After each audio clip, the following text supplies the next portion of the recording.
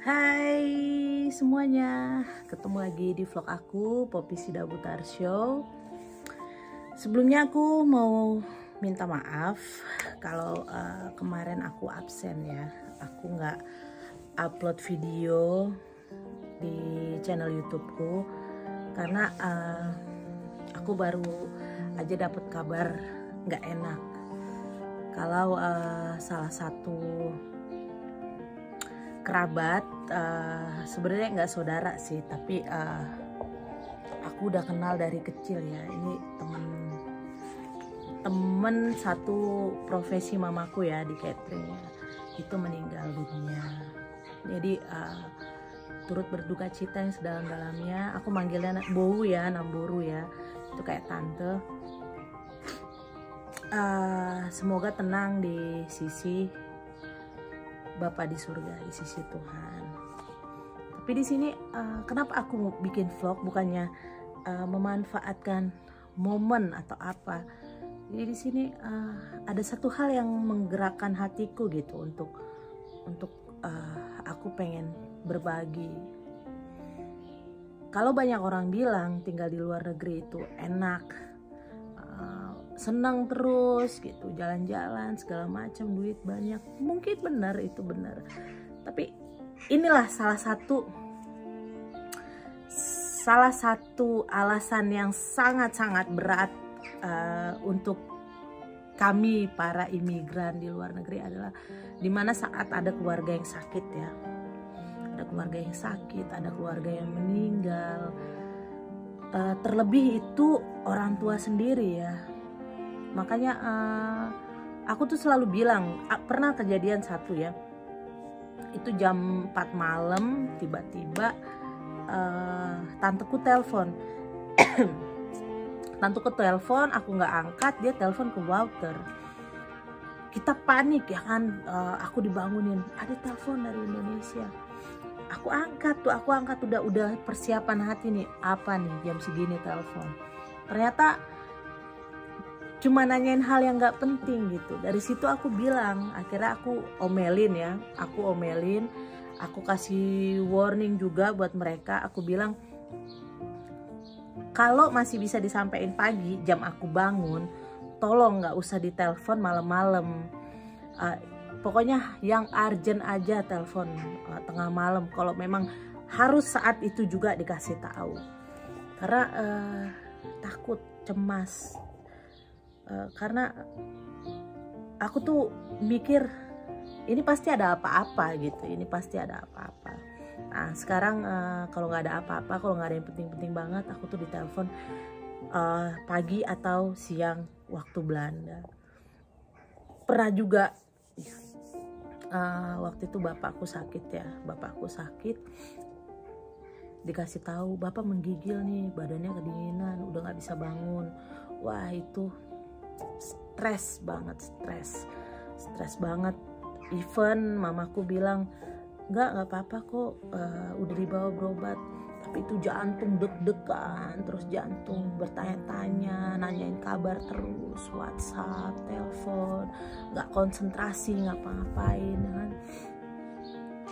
Karena itu harganya yang harus dibayar ya, dari hal enak yang kita dapat di sini. Itu adalah salah satu hal yang gak enak yang kita punya juga gitu, karena kita jauh ya. Sekalipun oke, uang ada, bisa naik pesawat, booking, tapi kita nggak bakalan bisa di saat-saat terakhir kalau memang kita dikabarin sudah nggak ada gitu ya kan. Nah makanya aku sekarang nih ya, bukannya berharap orang tua bakalan meninggal atau enggak, tapi aku menabung gitu, nabung sebisa yang aku mampu gitu. Aku menabung karena ini tanteku ini aja meninggal usianya nggak tua. Dan ada kisah sedih di balik itu gitu. Jadi ada tumor di usus. Jadi itu sudah lama sakit ya, tapi dia nggak mau bilang-bilang. Kenapa? Karena tidak mau menyusahkan anak di masa-masa COVID seperti ini. jangankan untuk berobat mungkin ya, untuk keperluan sehari-hari saja terasa sulit. Jadi yang sakit pun tidak mau memperdulikan penyakitnya. Jadi sudah beberapa minggu tidak pup, menahan sakit, perutnya sampai keras banget. Kebayang kan sakitnya kayak apa gitu loh. Nah akhirnya hal terparahnya adalah saat semua sisa yang harusnya keluar lewat saluran pembuangan itu keluar lewat mulut. Jadi kebayang nggak, terdorong ke atas lagi. Nah, disitulah baru rumah sakit mau menangani. Sebelumnya itu cuma dibilang nggak ada apa-apa kok, minta untuk dirawat mereka nggak mau ya kan. Nah akhirnya kritis, dilakukanlah operasi, diangkatlah benjolan tumor di usus. Cuman katanya tubuhnya sudah tidak bisa menerima rasa sakit lagi ya, jadi makanya menyerah lah. Aku bilang sama orang tuaku ya, aku bilang kalau tidak yakin sama kondisi tubuh, bilang berobat. Jadi jangan, aduh nggak enak sama anak. Karena apa? Kalau kejadian lagi nggak enak sama anak, nggak ngomong dan akhirnya meninggal, itu bukan hanya tidak enak sama anak, tapi membuat anak sedih gitu loh. Jadi mungkin orang tua mikir saya tidak mau merepotkan, tapi saat orang tua tidak ada itu hal yang paling sedih untuk anak. Tidak peduli ya seberapa tua umur anak itu butuh orang tua, walaupun tidak selalu berdekatan, walaupun tidak selalu bersama. Hanya video call, hanya telepon saja itu sudah jadi hal yang membahagiakan gitu.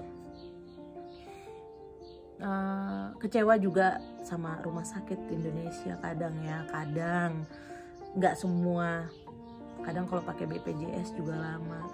Makanya buat semua yang ada di Indonesia, kalau ada BPJS diusahakan dibayar rutin.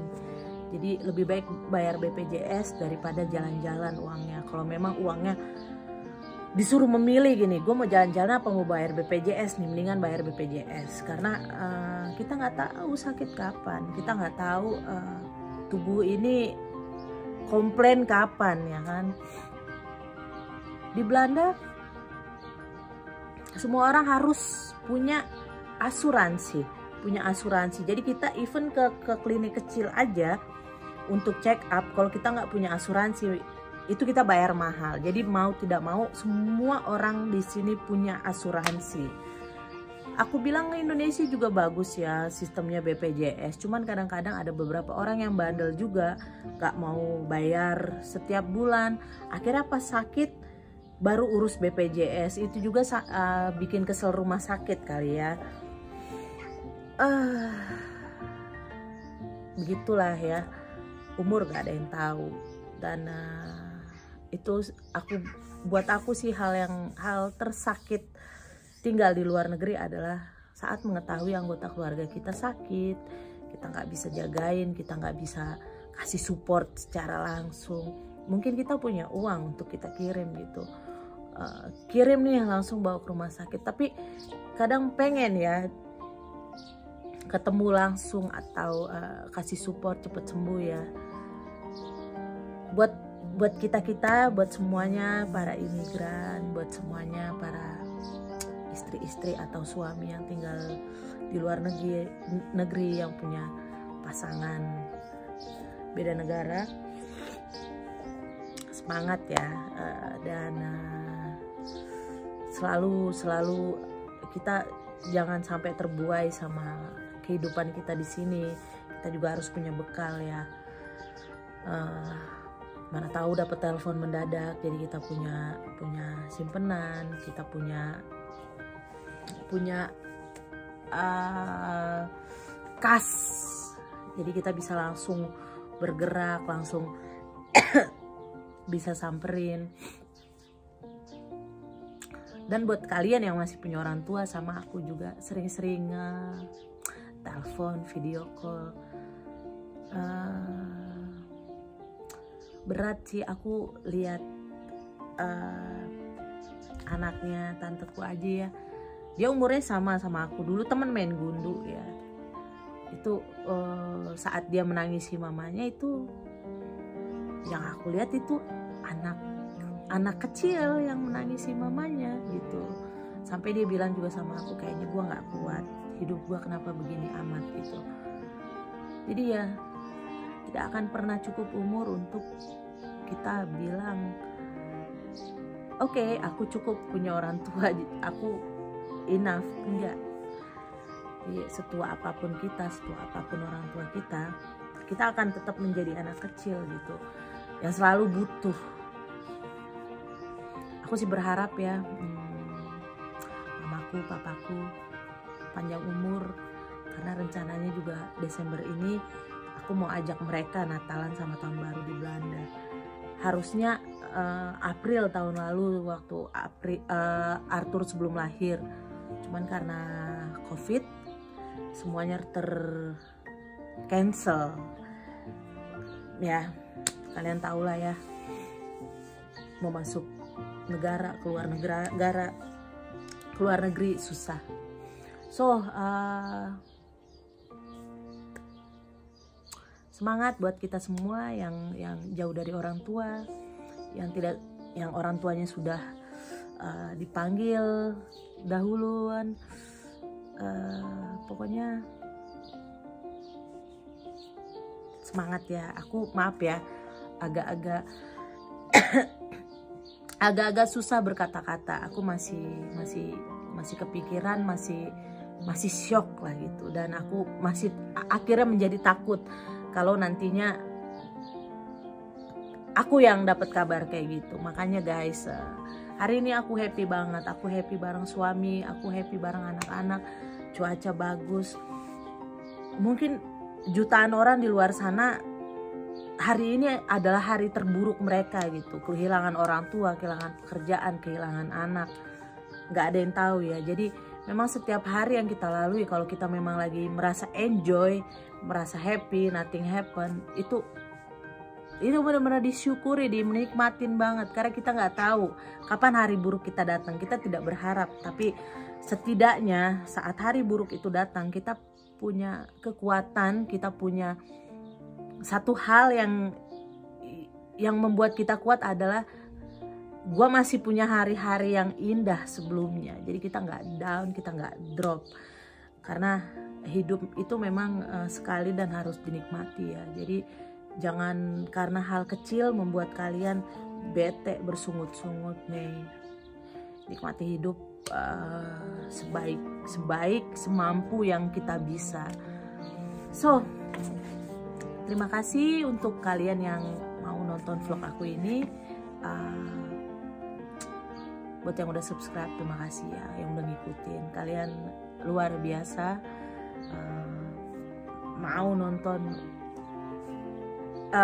channel YouTube aku yang bukan siapa-siapa ini, dan sudah mau berteman untuk DM di Instagram juga, @Facebook juga, mantap. Terus buat kalian yang belum yang kalian yang baru ngikutin tapi belum subscribe, tetap ya aku ingetin ya, subscribe biar channel aku makin berkembang, biar aku juga makin rajin bikin video walaupun dalam kesibukan yang sangat luar biasa. Oke, sebelumnya aku mau tutup vlog aku kali ini. Sampai jumpa di vlog aku berikutnya. Ingat ya, nikmati hari-hari kalian dengan maksimal. Kita harus happy. Oke, sampai jumpa di vlog aku selanjutnya. Dadah.